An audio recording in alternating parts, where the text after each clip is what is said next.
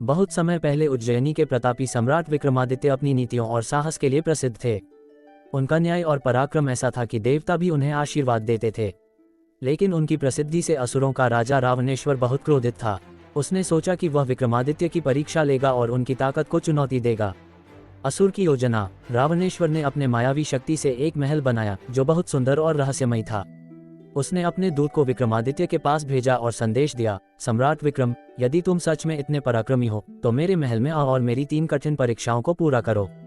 यदि तुम सफल हुए तो मैं तुम्हें संसार का सबसे बड़ा राजा मान लूंगा। विक्रमादित्य ने चुनौती स्वीकार कर ली। वह अपने विश्वासपात्र मंत्री भट्ट और अपने शक्तिशाली खड्ग के साथ महल की ओर निकल पड़े। पहली परीक्षा, दर्पण का रहस्य।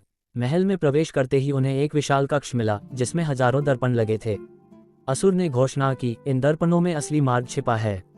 यदि तुम गलत दर्पण चुनोगे तो ये कक्ष तुम्हें हमेशा के लिए बंद कर देगा। विक्रमादित्य ने ध्यान से चारों ओर देखा। अचानक उन्होंने देखा कि एक दर्पण के प्रतिबिंब में उनके पीछे छाया नहीं थी। उन्होंने तुरंत वह दर्पण चुना और मार्ग खुल गया। दूसरी परीक्षा, संगीत की माया। अगले कक्ष में एक सुरीला संगीत गूंज रहा था।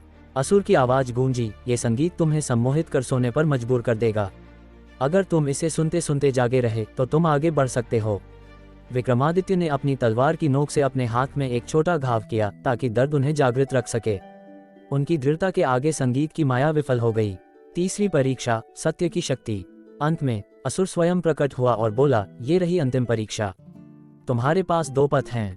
एक पथ सीधे विजय की ओर ले जाएगा, लेकिन दूसरा पथ तुम्हें असहनीय पीड़ा देगा। सही पथ चुनने के लिए तुम्हें अपनी बुद्धि और सत्य पर भरोसा करना होगा। विक्रमादित्य ने आंखें बंद की और अपने मन की शक्ति पर ध्यान केंद्रित किया। उन्होंने महसूस किया कि जहां सच्चाई है वहां भय नहीं है। उन्होंने निर्भय होकर बाईं ओर का मार्ग चुना। जैसे ही उन्होंने कदम रखा, असुर का महल गायब हो गया और रावणेश्वर ने प्रकट होकर कहा, विक्रम, तुम्हारा साहस और सत्य पर विश्वास अपराजय है। मैं तुम्हें संसार का सर्वश्रेष्ठ सम्राट मानता हूँ।